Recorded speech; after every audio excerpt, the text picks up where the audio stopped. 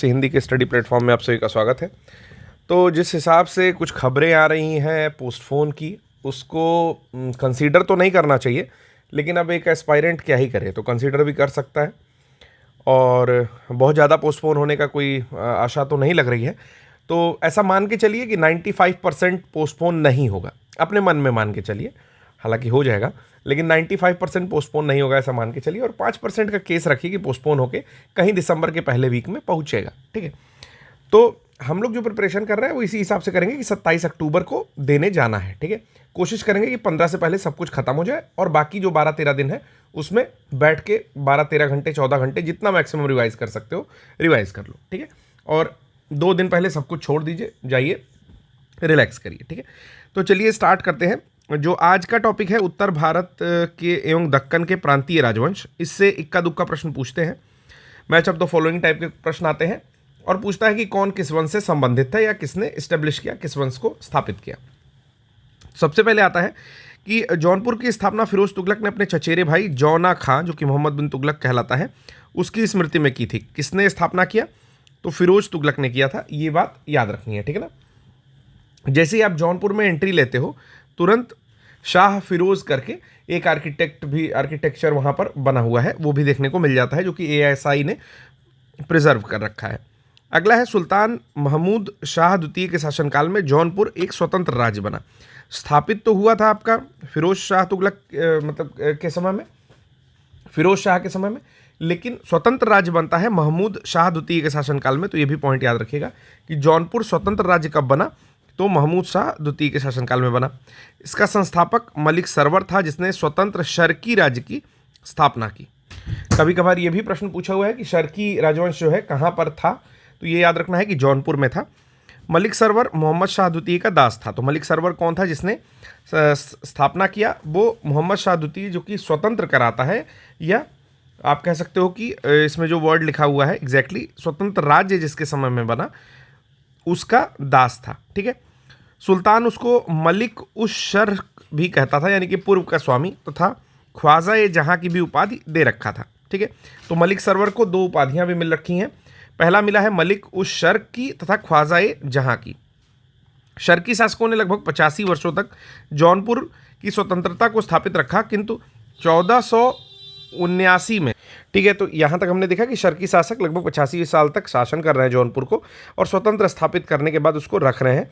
लेकिन 1479 में क्या हो रहा है, बहलोल लोदी, इसके अंतिम शासक जो है हुसैन शाह शर्की डायनेस्टी का, उसको पराजित करके और जौनपुर को फिर से दिल्ली सल्तनत का अंग बना लेता है। तो 1479 जो है एक तिथि है जब जो आपका जौनपुर है वो फिर से दिल्ली सल्तनत का पार्ट बन जाता है।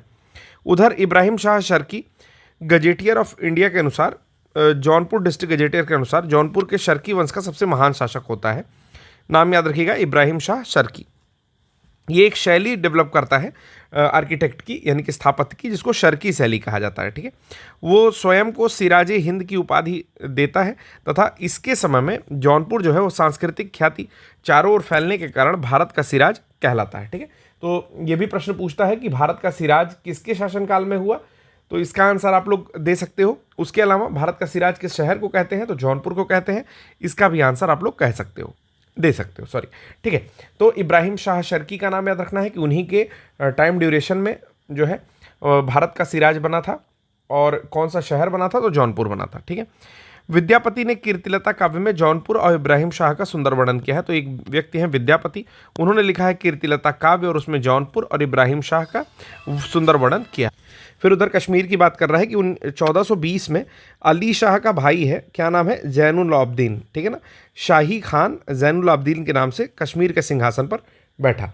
तो अलग बात एक बता रहा है, कश्मीर के बारे में बताने लगा। 1420 ईस्वी में अली शाह का भाई शाही खान, जो कि जैनुल आबदीन नाम से कश्मीर की गद्दी पर बैठता है। ठीक है, और कश्मीर का सबसे महान शासक होता है। उसकी धार्मिक उदारता के कारण उसकी तुलना मुगल बादशाह अकबर से की जाती है। तो ये पॉइंट भी याद रखना है कि धार्मिक रूप से उदार है, इस कारण उसकी तुलना कर रहे हैं सम्राट अकबर से, जो कि मुगल सम्राट था। ठीक है, वो क्या करता है, जजिया कर भी हटवाता है, गो हत्या को निषिद्ध कर देता है, महाभारत और राजतरंगिणी का पारसी में अनुवाद कराता है। ये भी पॉइंट याद रखना है कि महाभारत का भी पारसी में अनुवाद करा रहा है और राजतरंगिणी का भी पारसी में अनुवाद करा रहा है, जो है ये अरबी में अनुवाद नहीं करा रहा है। तो ये पॉइंट भी याद रखना है कि पारसी में अनुवाद कराता है। ठीक है, वूलर झील में जैना लंका नामक द्वीप का निर्माण भी कौन करा रहा है? तो जैनुल आबदीन नहीं करवाया। ये भी प्रश्न पूछा हुआ है कि वूलर झील में जैना लंका नामक द्वीप का निर्माण किसने कराया? तो वो भी जैनुल आबदीन ने ही कराया है। जैनुल आबदीन को धार्मिक सहिष्णुता तथा अच्छे कार्यों के कारण कश्मीर का अकबर कहा जाता है। फिर आता है गुजरात के बारे में कुछ पॉइंट देख लेते हैं कि 1407 में सुल्तान मुजफ्फर शाह के नाम से जफर खान ने स्वयं को गुजरात का सुल्तान घोषित किया। तो सुल्तान मुजफ्फर शाह का नाम रख रहा है, जफर खान जो है वो गुजरात का सुल्तान बनता है। मालवा के शासक हुशंग शाह को पराजित करता है और उसकी राजधानी धार पर अधिकार कर लेता है, किंतु बाद में उसका राज्य वापस कर देता है। ठीक है, फिर 1458 में फतेह खान सिंहासन पर बैठता है। उसने अब्दुल फतेह महमूद की उपाधि ली, लेकिन इतिहास में उसको महमूद बेगड़ा के नाम से जाना जाता है। तो जब भी महमूद बेगड़ा का नाम आता है तो उससे जान जाइएगा कि गुजरात रिलेशन रखता है, यानी कि गुजरात का शासक है, जिसका एक्चुअली नाम जो है अब्दुल फतेह महमूद, यानी कि उसी की उपाधि लिया था वो, और महमूद बेगड़ा के नाम से विख्यात होता है। इसकी मुख्य विजय चंपानेर और गिरनार के दृढ़ किलों की थी, मतलब जो बहुत बड़े और काफ़ी मजबूत किले थे चंपानेर और गिरनार में, उसको ये विजय किया था। दक्कन के बारे में बात करते हैं, यानी कि जो बहमनी साम्राज्य है जो कि दक्कन के साइड में है, दक्षिण के साइड में है। ठीक है, वहाँ के बारे में बात करते हैं कि दक्कन के अमीरान सादाह के विद्रोह के परिणाम स्वरूप मोहम्मद बिन तुगलक के शासनकाल के अंतिम दिनों में बहमनी साम्राज्य की स्थापना हुई। तो जो मोहम्मद बिन तुगलक का अंतिम समय चल रहा है उनके साम्राज्य का, ठीक है, तो उस समय दक्कन में बहमनी साम्राज्य की स्थापना हो रही है, जहां पर जफर खान जो कि हसन गंगू के नाम से एक सरदार अलाउद्दीन हसन बहमद शाह की उपाधि धारण करके 1347 में पद पर सिंहासन रूढ़ होता है और बहमनी साम्राज्य की स्थापना करता है। तो नाम याद रखना है, जिन्होंने स्थापना की बहमनी साम्राज्य की, उनका नाम है अलाउद्दीन हसन बहमन शाह, जिसका एक्चुअल नाम क्या है?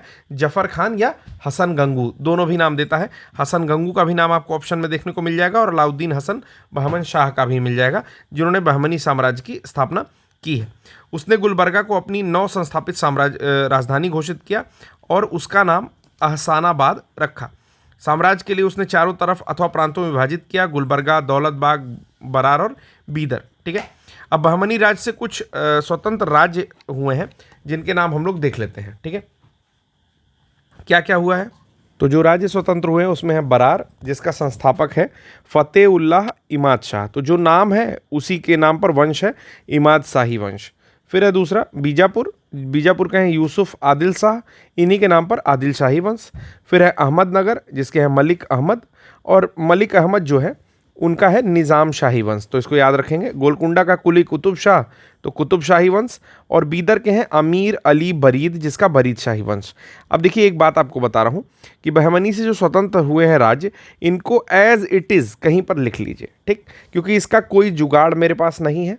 अगर आपको इंटरनेट पर जुगाड़ मिल जाता है तो ज़रूर यूज़ करिए, नहीं तो संस्थापक का नाम और राज्य तो आप ज़रूर याद कर लीजिए, चाहे जैसे याद करिए। ठीक है, कोशिश करिए कि अभी ही साथ में रिवाइज कर लेंगे। तो बरार का फतेहुल्लाह इमाद शाह, बीजापुर का यूसुफ आदिल शाह, अहमदनगर का मलिक अहमद, गोलकुंडा का कुली कुतुब शाह और बीदर का अमीर अली बरीद। ठीक है, क्योंकि जब अगर आप संस्थापक याद कर लोगे तो फिर राजवंश जो है वो याद हो जाएंगे। केवल याद रखना रहेगा कि मलिक अहमद का निजाम शाही वंश है। बीजापुर का शासक इब्राहिम आदिल शाह द्वितीय एक महान विद्या प्रेमी था, विद्या का संरक्षण था।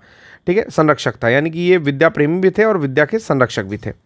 इसके बाद आता है आपका, उसकी प्रजा उसके उदार दृष्टिकोण से उसे जगत गुरु की उपाधि से संबोधित करती थी। तो ये भी पूछता है कभी कभी कि भाई ऐसा व्यक्ति कौन है जिसने बीजापुर पर शासन किया और उसकी प्रजा जो है उसको जगत गुरु के नाम से जानती है। ठीक है, तो यहाँ जो है आपको अभी बताया हूँ कि इब्राहिम आदिल शाह द्वितीय वो व्यक्ति है।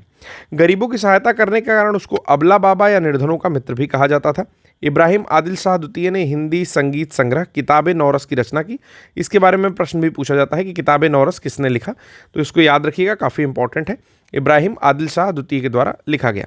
उसी के काल में फरिश्ता ने तारीख़ फरिश्ता नामक प्रसिद्ध ऐतिहासिक ग्रंथ की रचना की थी। इब्राहिम ने नौरसपुर नगर की स्थापना की तथा उसको अपनी राजधानी भी बाद में बनाया। बीजापुर के मोहम्मद आदिल शाह का मकबरा गोल गुंबज के नाम से विख्यात है।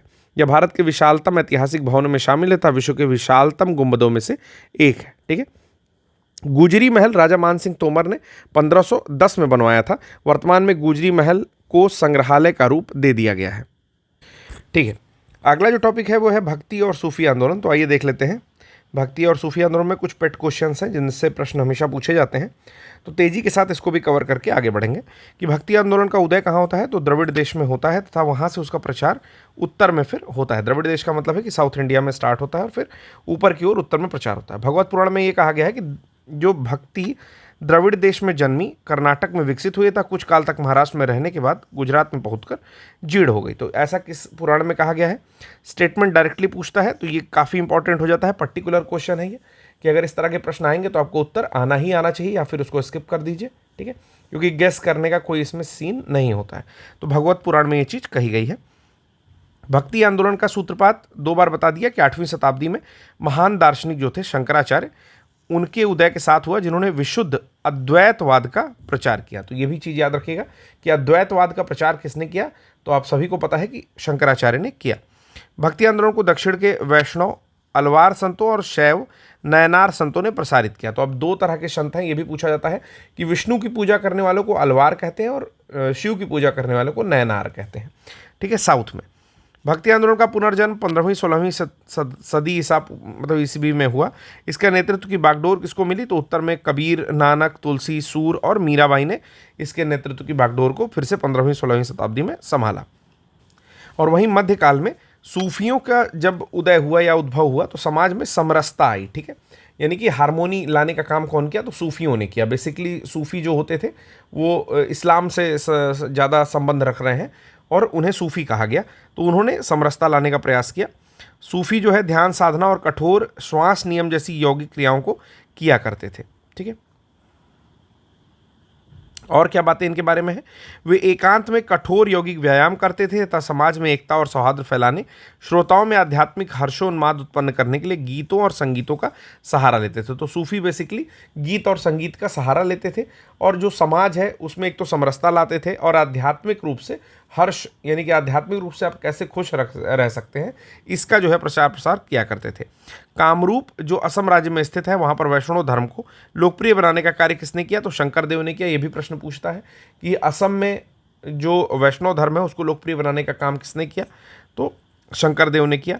एकेश्वरवाद उनके धर्म का मूल उद्देश्य था। तो कभी कभी ये पूछता है कि जो शंकर देव हैं उनके जो धर्म का मूल उद्देश्य था वो क्या था, तो एकेश्वरवाद, यानी कि एक ही ईश्वर की पूजा करना उनके धर्म का मूल उद्देश्य था।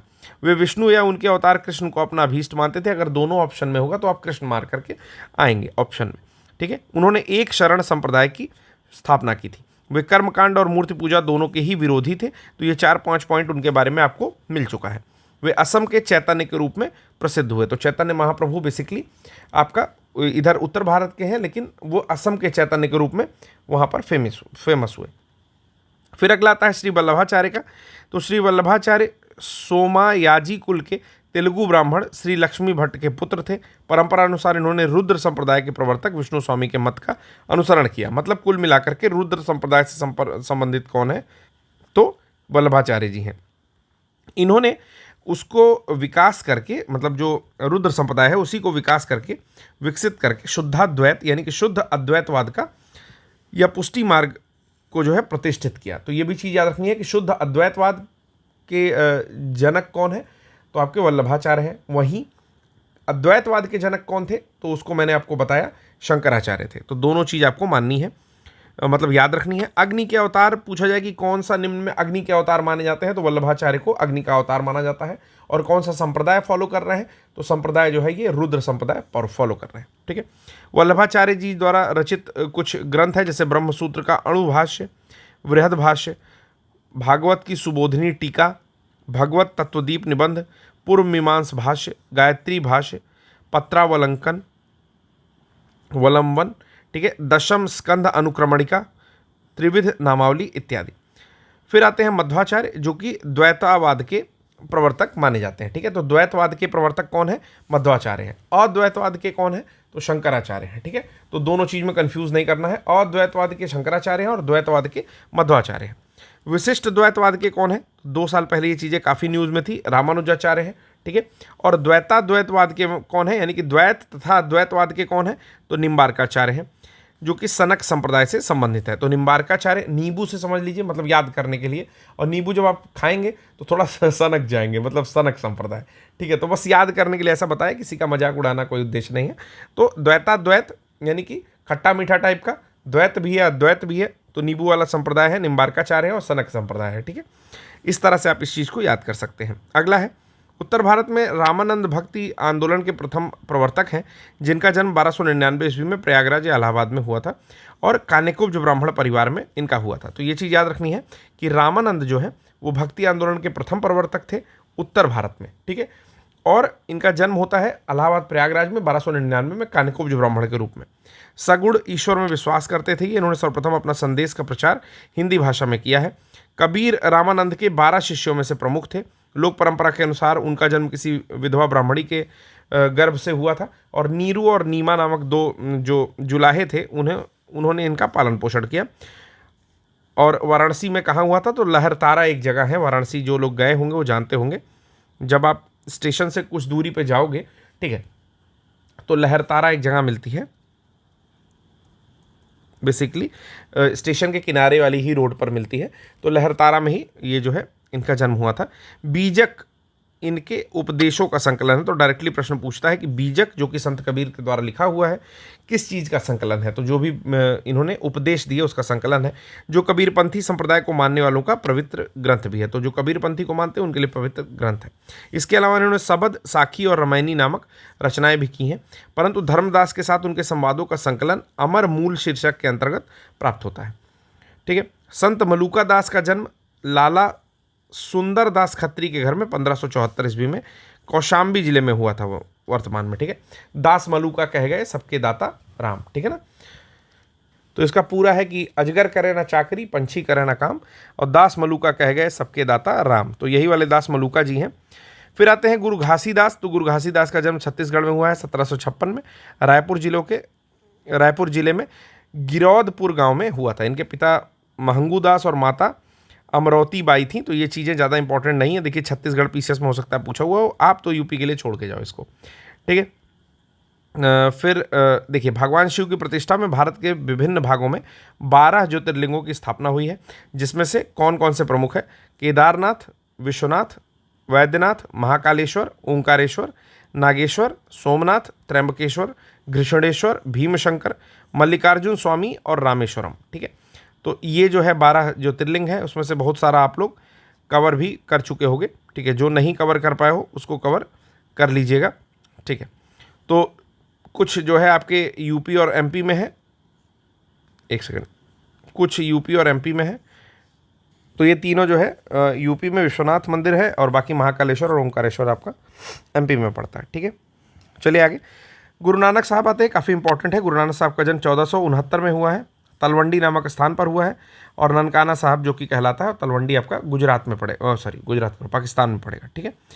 यह पाकिस्तान के ननकाना साहिब जिले में स्थित है। गुरु नानक की मृत्यु 1539 में डेरा बाबा में हुई थी, करतारपुर, पाकिस्तान। ये दोनों के बीच में कॉरिडोर भी बना हुआ है, ठीक है।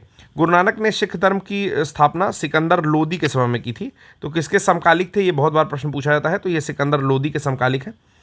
नानक एकेश्वरवाद में विश्वास करते थे, ये भी पॉइंट याद रखिएगा। और निर्गुण ब्रह्म की, यानी कि सगुण ब्रह्म की उपासना नहीं करते थे, निर्गुण ब्रह्म की उपासना करते थे। देखिए निर्गुण ब्रह्म की उपासना जो भी करेगा ना, उसके भगवान का कोई रूप नहीं होगा। और जब सगुण ब्रह्म की उपासना होगी तो भगवान का कोई रूप होगा। जैसे मान लीजिए कि मैंने आपको एग्जाम्पल दिया मीराबाई, तो मीराबाई निर्गुण की है कि सगुण की है, तो सगुण की होगी। क्यों?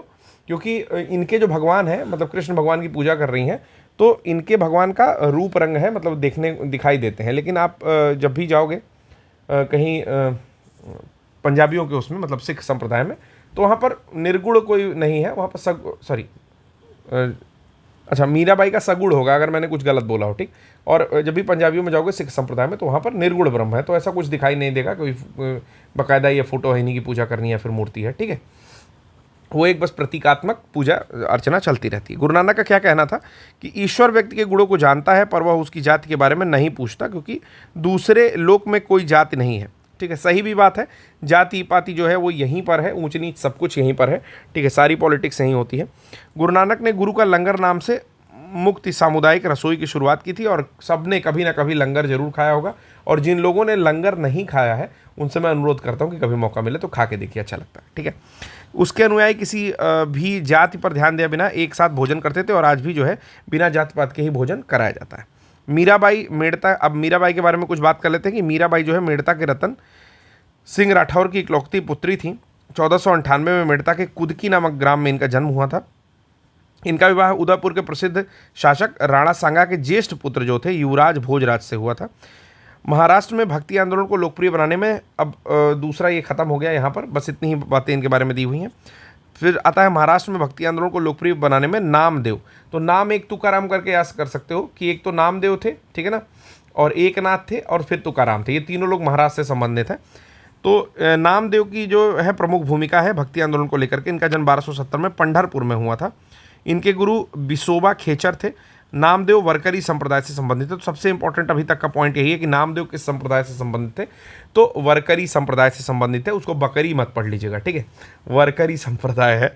फिर आता है विसोबा खेचर। तो खेचर नामक एक नाथपंथी कनफटे ने इन्हें रहस्यवादी जीवन की दीक्षा दी था, ईश्वर के सर्वव्यापी स्वरूप से परिचय कराया। तो एक चीज़ याद रखनी है कि जो विसोबा खेचर हैं, ठीक ना, खेचर नाथ के नाम से भी जाना जा रहा है इनको, एक नाथपंथी कनफटे ने इन्हें, ठीक है, तो जो भी ईश्वर का सर्वव्यापी स्वरूप है और रहस्यवादी जीवन की दीक्षा देते हैं और ईश्वर के सर्वव्यापी रूप से परिचित कराते हैं, विसोबा खेचर।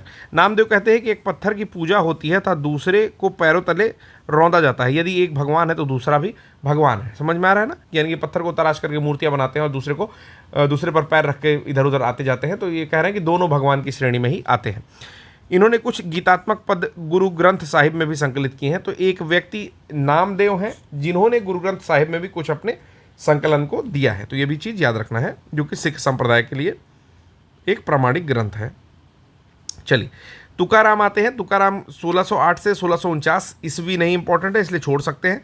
कहाँ जन्मे थे, तो ये भी वरकरी संप्रदाय से ही रिलेटेड है और कहा जाता है 1649 में अदृश्य हो गए। फिर आते हैं दादू दयाल, जो 1544 से 1603 के बीच में रहते हैं और त्यागराज का समय है 1767 से 1847 तक का समय है। तो एक चीज़ और याद रखिए कि जो भी लोग हैं कभी ना इनका सन पूछा होगा, इसलिए इस तरह की चीज़ें दी हुई हैं, ठीक है। तो हल्का फुल्का सा याद रखने की ज़रूरत है, बस नाम याद रख सकते हैं, दादू दयाल या फिर त्यागराज। इंपॉर्टेंट चीज़ें अगर आएंगी तो मैं आपको बता दूंगा। तो ये सारी चीज़ें बहुत इंपॉर्टेंट नहीं थी, ठीक है। त्यागराज जो हैं ये भक्ति मार्गी शाखा के हैं, कवि हैं और कर्नाटक संगीत के महान संगीतज्ञ हैं। तो त्यागराज के बारे में हम लोग ये दो पॉइंट याद रख सकते हैं। फिर आते हैं भक्ति आंदोलन के प्रसिद्ध संत महाप्रभु चैतन्य का जन्म कहाँ हुआ था, तो बंगाल के नदिया जिले में हुआ था और ये संभ्रांत ब्राह्मण परिवार में जन्मे थे। इनके पिता का नाम जगन्नाथ मिश्रा था और माता का नाम शची देवी था। चैतन्य बचपन का नाम इनके क्या था, निमाई था। ये चीज़ याद रखिएगा, प्रश्न पूछा हुआ है कि चैतन्य के बचपन का नाम क्या था, तो निमाई था। चैतन्य कृष्ण को अपना आराध्य बनाते हैं और उन्हीं का प्रचार प्रसार करते हैं। फिर आते हैं गोस्वामी तुलसीदास, अकबर तथा जहांगीर के समकालिक हैं। सबसे इंपॉर्टेंट पॉइंट इनके बारे में यही पूछा जाता है। गोस्वामी तुलसीदास के बारे में लगभग सब लोग जानते होंगे। तो अकबर और जहांगीर के समकालिक हैं। अनेक ग्रंथ लिखते हैं जिसमें रामचरितमानस, ठीक है, और विनय पत्रिका सर्वोत्तम है। अब देखिए, चूंकि जो रामचरितमानस है उसे एक अवार्ड भी मिला है, ठीक है। रामचरितमानस के साथ साथ किसको किसको मिला है, तो विष्णु शर्मा द्वारा लिखित पंचतंत्र को मिला है और कोई एक बुक और है, इसलिए ज़्यादा इंपॉर्टेंट हो जाता है। तो इस बार जो है तुलसीदास से रिलेटेड क्वेश्चन आप लोग को देखने को मिल सकता है जब भी पीसीएस का एग्जाम होगा उसमें, ठीक है। तो रामचरितमानस की रचना कौन करता है, गोस्वामी तुलसीदास। लेकिन अगर पूछा जाए रामायण की रचना कौन किया, तो वो किया है वाल्मीकि जी ने, ठीक है, महर्षि वाल्मीकि ने। अब रामचरितमानस किस भाषा में लिखी गई है, तो अवधी भाषा में लिखी गई है और हरगीतिका छंद में लिखी गई है। सूफी मत का जन्म भले ही विदेशी धरती पर हुआ हो, किंतु उसका पोषण जो है वो भारतीय पोषक तत्व जो है भारतीय वेदांतवाद है। सूफी प्रेम काव्य कोमल हृदय की सुंदर एवं सरस अभिव्यक्ति है, ठीक है। कुछ विद्वानों के अनुसार सूफी मत पर 4 दार्शनिक प्रभाव हैं। पहला तो आर्यों का अद्वैतवाद या विशिष्टाद्वैतवाद, 9 अफलातूनी मत, विचार स्वातंत्र और इस्लाम की गुह्य विद्या। तो चिश्तिया सूफी मत की स्थापना अफगानिस्तान के चिश्त में अबू इसहाक शमी चिश्ती और उनके शिष्य ख्वाजा अबू अहमद अब्दाल ने की थी, किंतु भारत में इसका प्रचार ख्वाजा मोइनुद्दीन चिश्ती ने किया, जो कि इनकी दरगाह अजमेर में है, ठीक है। बहुत सारे सेलिब्रिटी जाते रहते हैं। दर्शनीय जगह है, अगर संप्रदाय को किनारे रखिए तो आप जा सकते हैं। ठीक है, वे 12वीं शताब्दी में मोहम्मद गोरी की सेना के साथ साथ भारत आए थे। तो ये भी पॉइंट याद रखना है कि जो चिश्ती हैं, मोइनुद्दीन चिश्ती, वो किसके साथ भारत आए थे? तो ये मोहम्मद गोरी की सेना के साथ भारत आए थे। लेकिन अगर पूछता है कि चिश्ती संप्रदाय की स्थापना कब हुई भारत में, अगर उसमें ये नहीं लगाता है कि भारत में कब हुई, अगर पूछता है कि चिश्ती संप्रदाय की वास्तविक संस्थापक कौन था, तो चिश्त में, अफगानिस्तान के चिश्त में अबू इसहाक शमी चिश्ती और उनके शिष्य ख्वाजा अबू अहमद अब्दाल ने मिलकर की थी। ठीक है, बाकी चीज़ मैंने आपको बता दिया है। ठीक है, इनके प्रमुख शिष्य हैं कुतुबुद्दीन बख्तियार काकी, नाम याद रखिएगा, अभी आगे आपको ये नाम एक दो बार और मिलेगा। ठीक है, अब निशापुर के ठीक है, निशापुर के हारून में ख्वाजा मोइनुद्दीन चिश्ती ख्वाजा उस्मान रून चिश्ती रून के शिष्य बने। तो ख्वाजा मोइनुद्दीन चिश्ती किसके शिष्य थे? तो ख्वाजा उस्मान चिश्ती हरूनी के शिष्य बने थे निशापुर में। और वहीं शेख फरीदुद्दीन गंज शकर चिश्ती सिलसिले के सूफी संत थे, जो कि बाबा फरीद के नाम से भी प्रसिद्ध हुए थे। इन्हीं के प्रयत्नों के फलस्वरूप चिश्तिया सिलसिले को भारत में लोकप्रियता मिली। तो ये भी पूछता है कि चिश्तिया सिलसिले को भारत में लोकप्रियता किसके कारण मिली? तो शेख फरीदुद्दीन गंजे शकर चिश्ती सिलसिले के सूफी संत थे, और उन्हीं के कारण जो है चिश्तिया सिलसिले को भारत में लोकप्रियता मिलती है। इनके सबसे महत्वपूर्ण योगदानों में देखा जाए वो रचनाएं हैं जो कि गुरु ग्रंथ साहिब में संकलित हैं, यानी कि इनकी भी कुछ रचनाएं गुरु ग्रंथ साहिब में संकलित हैं। ठीक है, तो अभी मैंने आपको नामदेव का बताया था, उसके बाद अभी आप देख रहे हैं कि गंजे शकर का भी कुछ ऐसी चीज़ें हैं जो कि आपके गुरु ग्रंथ साहिब में संकलित हैं। ये बलबन के दामाद थे, शेख निजामुद्दीन औलिया दिल्ली वाले। ठीक है, ये आध्यात्मिक गुरु हजरत बाबा फरीदुद्दीन मसूद गंज शकर थे, जिन्हें बाबा फरीद के नाम से भी जाना जाता है। ठीक है, तो जो बलबन के दामाद हैं, यानी कि गंज शकर जिनको बोला जा रहा है, या फरीदुद्दीन मसूद भी बोला जा रहा है, ठीक है, या इन्हीं को बाबा फरीद भी कहा जा रहा है, ये किसके गुरु हैं? ये गुरु हैं शेख निजामुद्दीन औलिया, जिनकी दरगाह आपको दिल्ली में मिलेगी। ठीक है, इनके प्रमुख शिष्य, अन्य शिष्यों में देखा जाए तो अलाउद्दीन साबिर कलियारी और नसीरुद्दीन चिराग दहलवी। तो इसमें इंपॉर्टेंट है नसीरुद्दीन चिराग दहलवी। ठीक है, शेख निजामुद्दीन औलिया की दरगाह दिल्ली में है, ये मैंने आपको बता ही दिया। निजामुद्दीन औलिया की मृत्यु कब हुई? 1325 में हुई। और किसके साथ इनका नहीं बनता था? तो जो गयासुद्दीन तुगलक था उसके साथ इनका नहीं बनता था। ठीक है, इन्होंने ही कहा था कि दिल्ली दूर अस्त। ठीक है, उन्हें कहाँ दफनाया गया? तो दिल्ली में ही दफनाया गया, और वहीं पर इनका जो है मजार बना हुआ है। शेख निजामुद्दीन औलिया ने 7 सुल्तानों का राज्य देखा। देखिए ये काफ़ी इंपॉर्टेंट है, ये काफ़ी इंपॉर्टेंट पॉइंट है। शेख निजामुद्दीन औलिया ने 7 सुल्तानों का राज्य देखा, जो कि एक के बाद एक सत्तासीन होते, किंतु वे कभी भी किसी दरबार में नहीं गए, मतलब किसी के दरबार में नहीं जाते थे, लेकिन उनके समकालिक 7 सुल्तान टोटल थे। अलाउद्दीन ने उनसे मिलने की आज्ञा मांगी तो शेख ने उत्तर दिया, मेरे मकान के 2 दरवाजे हैं, यदि सुल्तान एक के द्वारा आएगा तो मैं दूसरे के द्वारा बाहर चला जाऊँगा। ठीक है, इस प्रकार उन्होंने अलाउद्दीन से मिलने के लिए इनकार कर दिया था। वे महबूब इलाही और सुल्तान उल औलिया के नाम से भी प्रसिद्ध हुए। तो काफ़ी इंपॉर्टेंट है ये दोनों ही पॉइंट, तो ये पॉइंट भी याद रखिएगा कि महबूब इलाही और सुल्तान उल औलिया। तो महबूब इलाही वाला आपने प्रश्न किया होगा, सुल्तान उल औलिया वाला याद कर लीजिए कि सुल्तान उल औलिया किसको कहते हैं? तो निज़ामुद्दीन औलिया को ही सुल्तान उल औलिया भी कहते हैं, यानी कि संतों का राजा। चिश्ती शाखा के अंतिम सूफियों में शेख सलीम चिश्ती का नाम उल्लेखनीय है। इनके पिता का नाम शेख बहाउद्दीन था। बहुत दिनों तक अरब में रहते हैं और शेख उल हिंद की उपाधि से विभूषित भी इनको किया गया। वे भारत लौटते हैं, उसके बाद आगरा से 36 किलोमीटर दूर फतेहपुर सीकरी नामक स्थान पर रहने लगते हैं। से अकबर ने प्रसिद्ध शहर फतेहपुर सीकरी का रूप प्रदान कर दिया। मतलब पहले उसका नाम सीकरी था, लेकिन बाद में अकबर ने उसको फतेहपुर सीकरी के नाम से जो है एक नाम प्रदान कर दिया। कहा जाता है कि जहांगीर के बचपन का नाम जो है सलीम चिश्ती के आशीर्वाद से ही प्राप्त हुआ था। मतलब अकबर जो है पूछता है कि अपने बच्चे का नाम क्या रखा जाए, तो बाबा बताते हैं कि चलो उन्हीं के नाम से सलीम रख दिया जाए। ठीक है, तो शेख सलीम चिश्ती के आशीर्वाद से ही उसका नाम जो है सलीम रखा जाता है। चलिए, चिश्ती सिलसिले का प्रभाव दिल्ली और आसपास के क्षेत्रों में था, जबकि सोहरावर्दी सिलसिले का प्रभाव सिंध क्षेत्र में था। तो अब ये याद रखना है कि अगला जो सिलसिला है वो सोहरावर्दी है। ठीक है, चिश्तिया सिलसिला, सोहरावर्दी और नक्शबंदी अलग अलग है तीनों। तो सोहरावर्दी का सिलसिला जो है वो सिंध क्षेत्र में मिलता है। फिरदौसी सिलसिला चिश्ती सिलसिले का ही भाग है, जिसका प्रभाव क्षेत्र बिहार था। ठीक है। तो बिहार वाले लोग थोड़ा सा अलर्ट रहेंगे कि अगर फिरदौसी सिलसिला पूछेगा तो वो चिश्ती सिलसिले का ही भाग है जिसका प्रभाव बिहार में है। कादरी शाखा के सर्वप्रथम संस्थापक बगदाद के शेख मुहिनुद्दीन कादिर जिलानी थे, जिनकी गणना इस्लाम के महान संतों में की जाती है। तो कभी कभार उल्टा पुल्टा प्रश्न पूछता है तो कादरी शाखा का भी पूछ सकता है, तो जिलानी जी का नाम आप लोग याद रखिएगा। शेख अब्दुल कादिर जिलानी की प्रमुख उपाधि बहुत सारी है, जैसे महबूबे सुमानी कहे जाते हैं, सुनामी नहीं लिखा है, सुमानी लिखा है, ठीक है। ये चीज़ याद रखनी है, तो आप तो सुनामी बना दोगे उनको, ठीक है। तो ईश्वर का प्रेमी जिसको कहते हैं, फिर पीराने पीर कहा जाता है, संतों का प्रधान, फिर पीर दस्तगीर कहा जाता है, इत्यादि चीज़ें इनको कही जाती हैं। भारत में सर्वप्रथम इस शाखा का प्रचार शाह नियामतुल्लाह और मखदूम जिलानी ने 15वीं शताब्दी में किया है, ठीक है। मखदूम जिलानी उच्च को अपना शिक्षा केंद्र बनाते हैं, तो ये भी पर्टिकुलर क्वेश्चन है, याद रखिएगा। मखदूम जिलानी ने अपने शिक्षा केंद्र किस एरिया को बनाया, तो उच्च को अपना शिक्षा केंद्र बनाया। फिर आते हैं नक्शबंदी सिलसिला की स्थापना 14वीं शताब्दी में ख्वाजा बहाउद्दीन नक्शबंदी ने की। देखिए काफ़ी टफ हो रहा होगा और काफ़ी बोरिंग है, मुझे भी पता है कि काफ़ी बोरिंग लगता ही है ये सारा कुछ। तो जो अभी तक पढ़ाया मैंने, ऊपर का जो पोर्शन पढ़ाया वो ज़्यादा इंपॉर्टेंट है, उसके बाद लेस इंपॉर्टेंट है, तो उसी के अकॉर्डिंग आप लोग भी इस लेक्चर को पढ़ लीजिएगा। ख्वाजा ख्वांद महमूद इस शाखा के एक प्रमुख संत थे जो कि भारत आए और कश्मीर को अपना केंद्र बनाया, किंतु भारत में इस शाखा का मुख्य प्रचार 17वीं शताब्दी के आसपास ख्वाजा बकी बिल्लाह के द्वारा हुआ, जो अपने गुरु की आज्ञा से काबुल से आए थे, ठीक है। फिर आते हैं शेख अहमद सरहिंदी, इनके ऊपर प्रश्न भी पूछा है। इनके प्रमुख शिष्य थे जो मुजद्दिद अर्थात इस्लाम धर्म के सुधारक के नाम से प्रसिद्ध हुए। उन्होंने वजाहत उल शुहूद का प्रतिपादन भी किया। यह सिलसिला समा यानी कि संगीत के विरुद्ध था। तो आप देखते हो कि सबसे कट्टर सिलसिला कौन सा है, तो वो हो जाता है आपका नक्शबंद सिलसिला, ठीक है।